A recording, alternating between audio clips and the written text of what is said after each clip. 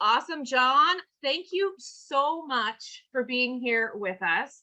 My name is Totally. Danielle Melanson, and we are so excited that you have literally carved out time on a very important day because we all Yeah, follow book you, launch day. Book launch right? day. Absolutely. And so the reason I reached out to you is I've been on another call with you before, another person in our network. Mhm. And as a coaching and entrepreneurs, we all know your book, very familiar with soundtracks and some other ones. My husband's even read them all, just loves them. But we actually started to integrate this into our customer client base. Oh, Because awesome. yeah, and so on this call, it's not just entrepreneurs, but it's our customer base, and we really felt like that was a missing piece of them and their spiritual health and their Mhm. mental and physical health, and that was a really big component. So thank you for talking to us today. I'm just going to pass it over to you, and you can just know what you're doing. You're the pro here. Yeah, totally. So, yeah, I'll give you a little background in how the book came about, how you can use it, and then some other stuff that's coming up. So I'll share for like 15-ish, and then why don't we take a couple minutes of questions, and then we'll wrap at like 4:25 Central my time. I'm sure there's a bunch of time zones, but so the book came out. The way I write books is I look for three things, and I think if you're a Beachbody coach, if you're an entrepreneur, if you're a human that wants to do something and create something, there's three things you look for. Number one, you look for something you're passionately connected to. You have to have a personal passion for it. And part of the reason is you're going to talk about it for years. There's going to be moments when it's challenging and that passion matters. And we can always tell when somebody is sharing something with us that they don't care about. We can always tell when, they're not personally connected to us. So the first thing I look for is a personal passion. The second thing I look for is a need. What do I really think people need? Do I see a need with my neighbors? When I'm out with other people, do they talk about it? When we're at dinner parties, do I see people talk about it online? I mean, some of you guys see that with, your neighbors talk about, oh, I wish I could get in better shape, or I wish I had some sense of momentum with my lifestyle. So the second thing I look for is a need. The third thing I look for is a spot in the marketplace. How am I going to contribute to the marketplace in a unique way? If I can find those three things, it's kind of my Venn diagram of a successful idea, then I know there's something worth investing in. So, for instance, I wrote a book called Finish, and I was a chronic starter. And I started a million things, but I wouldn't finish them. And everybody's had that experience with health goals or maybe work goals or finance goals. So I was a chronic starter. So I had a personal passion to get better at finishing. And I was like, okay, I have the personal connection. Second thing I look for is need. I had all these people come up to me and say, hey, I read your book Start. It was encouraging to me, but I've never had a problem starting. I can start a million things, but how do I actually finish them? And I realized, wow, there's a big need there. And then I went to the marketplace, and my marketplace is easy to check. I went to Amazon. I Googled the word finish. The only thing that came up was dishwasher detergent, because we as a culture celebrate the beginning and we ignore the end. We say terribly untrue things like the hardest part of any journey is the first step, or like well begun is half done. And you go, that's not even a little true. If a surgeon said to you, as soon as I've made the first incision, I'm halfway done with your surgery, you would say, where did you get your schooling? That's not true. Or, the hardest part of any journey is the first step. That's not true either. The middle is the hardest part. We have launch parties. We have kickoff parties. I've never been to a middle party. I've never had a manager say, we're at the worst part of the project. Time for middle cake. Like, where do people cheer at marathons? At the beginning and at the end. The middle is challenging. So I knew I had the three things I needed. And what I always tell people, if you only have two of them, the whole thing falls apart. So let's say you have tremendous passion. You find something that you're really passionate about, and you find out that people need it, but it's overserved in the marketplace already. That's a cake pop. Like if you told me, John, I got this crazy new idea I'm going to do cake pops. It's little pieces of cake on pops. I go, oh, Starbucks that already has that. Like, you're too late. If you find something you're passionate about and nobody's serving in the market, but nobody needs it, that's a hobby. That's just a hobby. And it's great to have hobbies, but you can't build a business off of a hobby. If you find something that people need and there's a spot in the marketplace, but you're not passionately connected to it, that's a day job. You just created a new day job for yourself. You have to be connected to it.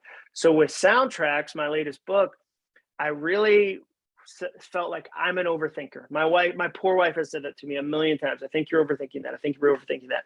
So I had a million examples in my own life where extra thoughts had gotten in the way of me doing the thing. I feel like overthinking is not a personality type. It's one of the greediest forms of fear because it steals time, creativity, productivity. And so I had a personal connection there. Then the need. The PhD who helps me research books, we asked 10,000 people if they struggle with overthinking, and 99.5% of people said yes. And so I thought, wow, there's a real need here. Third thing, I went to all the marketplace, and there's some good resources on overthinking and mindset, but a lot of them would say things like, just stop it, just turn off your brain, stop it. And one, that's impossible.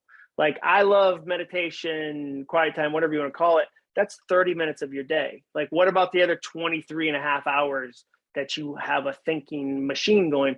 And two, why would you ever turn off this really powerful, really potentially beautiful ability to think? Wouldn't it make more sense to just think good thoughts versus bad thoughts, or healthy thoughts versus negative thoughts? So I knew I had three things that were in place that I could really share about soundtracks. And that's how I approach everything. Like, right now, I'm at the beginning of a 3-year process of writing a new book about bravery. And so why write about bravery? Well, I want to be braver in my own life. I'm realizing that I've been in these entrepreneur circles where I'll be in the room with people that are higher levels than me at different accomplishments. And I'll realize their ideas are roughly the same. Their abilities are roughly the same. What separates us is bravery. And I'm like, oh, okay. And I realized that bravery is the skill that unlocks every other. If you have tremendous intelligence, but not bravery, it's wasted. If you have tremendous ability, but not bravery, it's wasted. The people who change the world aren't the most innovative. There's people that are more innovative than Bill Gates. The people that change the world aren't the smartest. There's smarter people than Elon Musk. The people that change the world aren't the most connected. There's more connected people than Oprah. The people who change the world are the bravest. And so I go, oh, okay, I can see that. That's a personal connection. Then I go, do people need help with bravery? And after the last 2 years, I don't think there's anyone that would go, no, we're a braver culture right now. We're like, society is really brave. People feel brave. Like, wait, things have been easy the last 2 years. Like, there hasn't been any challenges. Like, oh my gosh. And then I look at the marketplace and I realize, wow, there's a lot of ideas about bravery, but not tactical ideas. Like, the way I like to write, like, I like to take big, fuzzy, complicated things and simplify them in ways we can use them. So I consider my job, I'm a handle maker. What does that mean? I put handles on ideas so you can carry them into your life. Because we've all read a book and gone, well, that's technically true, but not practically true. Like, I read a book that said, if you want to change your life, just spend the first 90 minutes every day doing your goal. And I go, well, that's an amazing bit of advice for a single adult 24-year-old male who has no kids and no other commitments. But if you're a mom, like, the idea of somebody telling you, you can do it, just do your first 90 minutes every day doing that. Like, why are you being so lazy? You go, you are out of your mind if you think that's my schedule. So a lot of books that are about bravery, they're not helpful in the sense of they don't tell you things you can actually do. They can be kind of holistic, kind of fuzzy. So the process for me, and the reason I enjoy books, is that I get to test them and work on them with real people. So I'll give you the link to something that I'm working on right now. And I haven't shared this about this publicly online yet. So you guys will be the first to see the next thing. So in like I think it's 3 weeks after, actually, we're doing a 5-day challenge, and it's free. And it's called 5 Brave Days. And I'm going to teach for 5 days, 1 hour a day, about what I'm learning about bravery. It's just acuff.me/challenge. I think the wait list is what we have up right now because we haven't been talking about it. But that's how I like to look at what I create. So the reason Soundtracks is helpful is that it's not a book written by me in this office about my story. I'm 46. Like, God forbid if I write another autobiography kind of memoir book. Like, I'm only 46. Like, what other part of my life am going to be like, I found an additional part of my life I think the world will find interesting. What's helpful about my books is that, like, Soundtracks has 35 real stories in it. Chapter 1 is Colleen Berry. a woman who lost her job and had to rebuild. And so when you read it as a coach, when you read it as an individual, you don't have to try to identify with me. You get to identify with this wide range of people that you can go, oh, that's similar to my life. This is how a single mom did this. This is how somebody built their business, even though they're really busy and they're trying to build a marriage and a family at the same time. And so the Bravery Challenge, we have 17,000 people in a private Facebook group of people who are trying to change their life. Like, I consider myself a goal nerd, which is why I love Beachbody. Like, y'all are goal nerds too. Like, y'all are all high performers. Like, if you don't hear anything else I say today, like, know that you're a high performer. Because most of the time we think other people are high performers or special people, but you don't have to be here. Like, this is voluntary. Like, what you're doing, like, people that, like, low performing people don't attend Zoom sessions where they, like, low performing people don't read the kind of books I write. Low performing people don't sign up for Beachbody. Like, by the nature of what you're doing, you need to understand that. Like, I say that low performing people don't even know my section of the bookstore exists. They don't listen to my podcast. They don't, like, geek out on goals, but we often forget that and we don't give ourselves enough credit. And so that's why I like to write about this kind of stuff, is that I believe that ideas can change your life. I believe when you tie them to action, you can really change your life. You can change your family. You can change your community. And I believe that because I've seen it in my own life. So I'll just walk you through the 3 questions, because some of you have already read the book. So I'll just highlight the 3 questions that have been the most helpful in the book. And I'll give you an easy exercise that's not in the book that you can do right away. So sometimes people say, how do I identify a broken soundtrack? So the easiest, fastest way that you can do today, you can do it with your spouse, you can do it with a kid, is all you do is write down a goal. Write down one of your goals. It can be any goal. It can be, I want to level up in Beachbody. It can be, I want to lose 2 pounds. It can be, I want to do a 5K. It can be, I want to build a big team. I want to move to Phoenix. I want to start a podcast. You know, it can be anything. Write it down and then listen to your first thoughts. Listen to the thoughts that come next. What are the thoughts that go through your head? Are the thoughts encouraging? Does your thought say, you should do that, Susan? Like, Sandra, you'd be perfect at that. Like, this is the time to do that. Or are they negative? Do they say, it didn't work in the past, so it's doomed to not work again? Who are you to do that? You've missed your window to get in shape. Now, what's interesting about fear is fear argues both sides of the coin. When you're young, when you're in your 20s and early 30s, fear will say you missed your shot. It's too late. No, and there's no time. And then you go, okay, well, when was I the perfect age to try this thing? As if fear will ever go, oh, there was 10 minutes when you were 22. It would have been so great. It was a Tuesday in October. And so you have to listen to those thoughts. The way I say it is, every reaction is an education. So write down a goal and then listen to your reaction. And so if it's not the reaction you want, ask it 3 questions. Question number 1, is it true? Is the thing I'm telling myself about myself true? One of the greatest mistakes you can make is assuming all your thoughts are true. And the reason we believe our thoughts, even though everyone watching this, you've had thoughts lie to you. Like, everyone here has had the experience where your thoughts go, that person is so mad at you. They're so mad at you. And then you interact with them and go, oh, they weren't mad at me, like, at all. And we never go back to our thoughts and go, hey, that wasn't true. So, like, next time I'm not going to trust you. We just keep trusting, because every thought you have is delivered in the voice you're most familiar with, which is your own. Like, have you ever thought about that? Every thought you have is delivered in the voice you've heard the most in your entire life. So the first question is it true? Is the thing I'm telling myself about myself true? Is the thing I'm telling myself about the situation true? The second question you ask is it helpful? Is it helpful? When I tell myself this again and again, does it push me forward or does it pull me back? So today, we released a brand new book that's soundtracks for teenagers. That's essentially what it is. It's called Your New Playlist. And the reason I wrote it, and I wrote it with my 2 teenage daughters, and I had them write it with me, because if I wrote this book, it would sound like an old adult trying to sound young, like, hello, fellow youths, like, what is going on? Like, you guys use scooters more than skateboards. We use skateboards. Didn't mean to be so lit. Oh, so savage. Like, it would sound so whack. But the reason this one came about was parents came out of the woodwork when soundtracks came out and said, hey, would you write a version for teenagers? Because if I could have discovered how to change my mindset at 14, at 15, at 16, it would have changed the whole arc of my life. And that's true. If you can bump a kid with truth, like just a 2-degree change changes the entire scope of their life.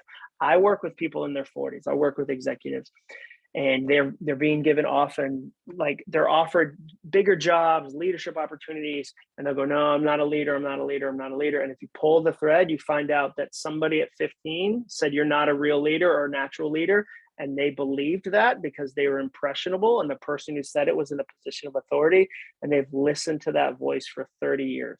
And so imagine what happens when you give a kid the truth at 10, 12, 13, 14. I spoke at a big event for YMCA in Indianapolis, and I got to tour a YMCA near my house in Nashville before I went. And there was a guy, he's probably late 70s, and he volunteered in the skate park. And he's not there because he loves skateboarding. Like, he's never going to kickflip. Like, he's there because he loves teenagers. And there was one morning where a teenager came in, he was 13 years old, and he said, hey, I found out today my parents are getting a divorce and it's my fault. And that was a moment where that kid was about to grab onto a broken soundtrack and listen to it for decades. And because there was an adult there with the truth, he was able to step in and go, whoa, whoa, whoa. No, it's not. It's not a 13-year-old's fault. Like, your shoulders aren't built to carry that. That's not true. And so that's what's fun to me about going, okay, how do I teach this to myself? How do I teach this to other kids? How do I teach this to people I work with? What does that look like? So an example of, is it helpful from a teenager's perspective? And we put this in the book. My youngest daughter, McCrae, who's 16, she bombed a biology test, just bombed it. Like, and we put it in the book. I'm not sharing secrets. She's super brave. Like, the first chapter opens with the text she got from her coach when he cut her from the lacrosse team. So McCrae, lacrosse was everything. She got cut from the lacrosse team. Super sad, super stressful moment. And a week later, she said, Dad, I think we should put that story in the book, because I think other kids are going to get cut from stuff. Other kids are not going to get to go to homecoming. Other kids are not going to feel popular. And I think it will encourage them. I was so proud of her. But so she bombed this test in biology. So then, like, a month later, she has another test. And so she starts telling herself again and again and again, I might fail this one too. I might fail this one too. I might get another 52. I might get another 52. And we had to step in as her mom and dad and go, that's a broken soundtrack. Because is it helpful for her to tell herself that 100 times the night before the test? It's true. She did get a 52. But is it helpful for her to tell herself again and again, remember the 52, remember the 52, remember the 52? Of course not. And we said to her, Craig, if one of your friends texted you 100 times the night before a test and said, you're going to fail, you're going to fail, you're going to fail, would that be a good friend? Of course not. That would be a monster. And so you have to ask more than one question, because some things in life are true, but they're not helpful. They're really not helpful. And then the third question is it kind? Is it kind? When I tell myself this story, am I being kind to myself? I would say that, especially in a health journey, in an exercise journey, one of the things I see that's unkind is people come up to me and they go, hey, I've been doing Beachbody. It's just not working. It's just not working. I'll go, well, how long have you done it? And they'll say 10 days. And I'll say, well, how long did it take to gain the weight? And they'll say 10 years. So you gave the problem 10 years to develop and the solution only 10 days to develop. That's so unkind to yourself. Like, never give the problem a year and the solution a week. And it's a great way to reframe that if that's not kind. So the book really leans into those simple techniques of, okay, is it true? And I call these Trojan horse questions, because we have all heard these words. No one here right now is like, I've never heard the word kind. I've never heard the word true. Like, we have, but they're Trojan horse questions, because if you ask them and you actually sit with them, you'll discover deep, deep help inside. So number one, is it true? Number two, is it helpful? Number three, is it kind? And if you can't say yes to all three of those questions, it's probably a broken soundtrack that needs to be retired. And again, what I'm excited about is, in the next 2 weeks, we're going to launch this 5-day bravery challenge. And like day 4 is about imposter syndrome. So what I'm doing is I'm going in and I'm going to say, hey, okay, what are some actual tools you can use for imposter syndrome? Like, what is that? Because like, who doesn't have that? You know, and it's crazy. Imposter syndrome, when we face it, we tend to do a couple things. We strive in a really unhealthy way to prove that we're worth something, or we hide from doing the work we're capable of, or we quit altogether. So like Thursday is going to be so fun to kind of jump in and teach about imposter syndrome. And then, I'm going to get to teach about, okay, how do you build a bravery toolbox? If bravery is a tool, and it is, what do we need to add to it? How do we really be brave versus just do it? Like, just do it. Like, have you ever had a friend go, like, they give you advice, like, well, just don't do that. And you go, I had no idea. It was so simple. That was such helpful advice that you said, I've had this problem for 5 years, and you said, don't do that anymore. And now I'll write that down in my diary, and it'll all be different. Like, of course that's not helpful. So I'm excited about that. So we've got a couple more minutes. Let's do 10 minutes or 9 minutes. I went over a little bit of Q&A. I'll give you guys that link again. It's acuff.me/challenge. Yeah, 100% free, 5 days, gonna be super fun. And it's a fire hose. Like, if you think I just shared a lot of words, it's an hour-long session each day. And then we send video replays because people have like taxes and jobs and stuff and can't join live. It turns out there's other things going on. But okay, let's do a couple minutes of questions. How can I help you guys today? That's awesome. And Lori shared that on our team page for your bravery challenge. I know Lori has a question. Do you want to ask it, Lori? Let's go, Lori. Yeah, sure. Hey, John, really happy to have you here. I'm one of the coaches with Danielle that runs this group. Oh, I have awesome. two Thanks for having me. teenagers in the house, and really excited about your book that you just launched with your teenagers. And I think because a lot of the people in this group have kids, or whether they're younger or grown up, and we as parents are dealing with broken soundtracks ourselves, how does that integrate? Have you found yourself, like, if I'm always repeating a broken soundtrack, and that probably works, that the kids start repeating those similar soundtracks. So as parents in this group, as moms, as individuals, how do we rectify, like, working on ourselves and trying to teach our kids at the same time to, especially most of us here are trying to get healthier and things. And we all know that, the apple doesn't fall far from the tree, that, our kids are growing up less healthy than our generation did and things like that. Like, I think it's really interesting to me that you brought this out, and I just wonder how the two merge together. Sure. Well, I mean, the first thing I'd say is you can't wait until you're perfect to help your kids. So like, there's never going to be a moment where you go, okay, now I've got my life together enough to speak truth into my kids. Like, life is messy. Parenting is messy. Adolescence is messy. So you can't wait. The other thing I'd say is, I think one of the most challenging things you can pass down to a kid is your own broken soundtracks. And I'll give you two small examples. I know a friend, and she's terrified of lightning, and she's teaching her son to be terrified of lightning. So like, she has an app on her phone to see how close lightning is. She talks about it, like, she's made it this big thing. So now the 6-year-old, because the way kids' brains work with mirror neurons, they mirror what a parent is doing. So I think it's really like, work through the fear. If you've got specific fears, work through it, but don't pass it down as a gift to a kid if you can help it. Now, the second example I'd say is, I know another mom who, when her kid says, hey mom, she says, what's wrong? That's her response. Instead of, what do you need? What's going on? She says, what's wrong? Which teaches that kid, if I call my mom, there must be a problem. And she's got this kind of negative soundtrack of what's wrong, what's wrong. It's a small thing, but it's one of those details that really adds a flavor to the situation. Now, as far as how do you work on both at the same time, I think that with this book, with your new playlist, my hope is that parents read it first, and it creates conversations. Like, we all know, like, there's never been a kid or a husband in the world that reads a book when you go, hey, I heard a book about anger and rage. I'm going to put it on your nightstand. It reminded me of you. Let me know if you like, no husband has ever read a book delivered that way, ever. Or like, hey, here's this thing about like husbands that are out of shape. I thought you might like, that's a hard conversation. So same with this book. Like, I wouldn't want a parent to go, hey, I heard this is about mindset and your mindset is whack. So here you go. Like, and then they'll go, it was so weird. My teenager didn't want to read that book. So my hope is that you read the book and it starts conversations. And so the fun thing about soundtracks, the concept is it's so sticky that in a family, it's easy to start to talk about it, where you go, hey, that's a broken soundtrack for me. I didn't realize that. Like, hey, when I react this way, that's a broken soundtrack. Or when I say this, and it can be small stuff, it can be big stuff, but I think it creates a conversation. And so I don't want it to be seen as like, I've got to slide this book under the door to my kid. I want it instead to be, hey, I'm working on this and this is a conversation. The reality is every one of your kids, anybody who has kids on this call, they're watching what you're doing and they're watching your life change. And people like to change their own lives when they see other people do it, because it creates a sense of, well, maybe I can too.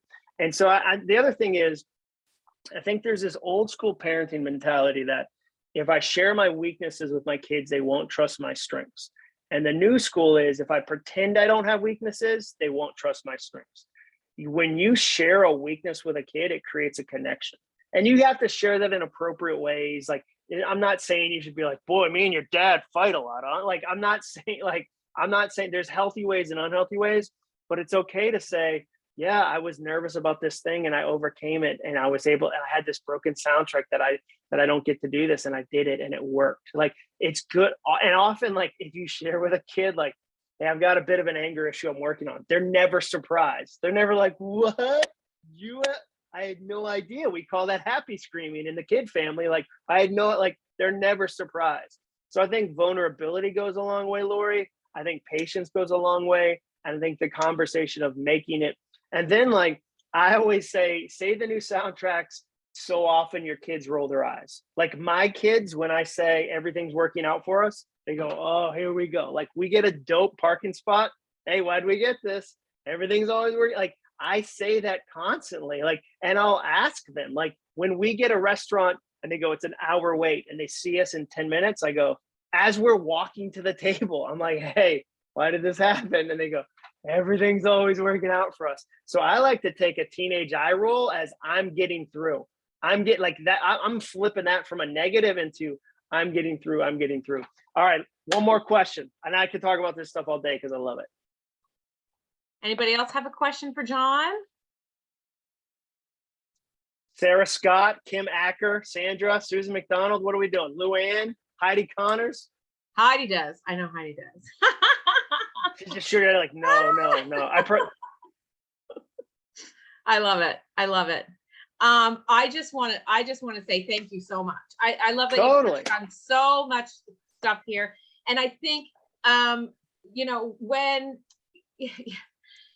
your new book about teenagers, like, you're just getting, like, we're all dealing with the garbage, like you said, that could have been avoided if we had your book. Yeah. Right? If we had your book. Well, so Danielle, here's my goal. My hope and my goal is that in the same way that school systems are finally teaching financial education, that we can teach mindset.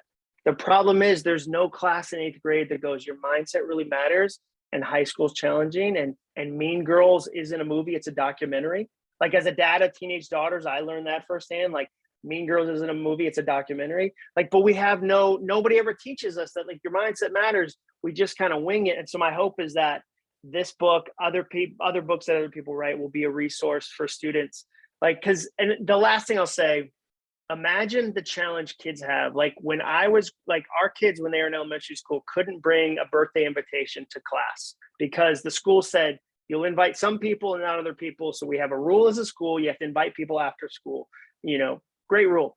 But now contrast that with Snapchat. Kids can see geographic icons of their friends at parties they weren't invited to. I had a mom tell me we saw 4 girls pull into our driveway on Snapchat and then turn around because one of the girls didn't like my daughter and convinced them to go somewhere else. So can you imagine as a teenager watching a command center of things you're being left? Like, adults have a hard time with that, but kids are doing that. They're watching geographic icons of their friends go do things they're not. So, like, you think about the modern challenges, my hope is that this is a help for those challenges. So I love it. I expect to see a bunch of y'all in the Bravery Challenge. When you're in there, make sure you comment and be like, hey, I was with Danielle. Hey, I was with Lori. Like, make sure you shout it out so I can say, oh, I know these guys. Like, we did this thing where I fire hosed them for like 30 straight minutes. So I love it. I love Beachbody. Hopefully I'll be back at one of y'all's events at some point. So thanks, guys. Cheers. Thanks, John. Thanks, everybody. Have a great day.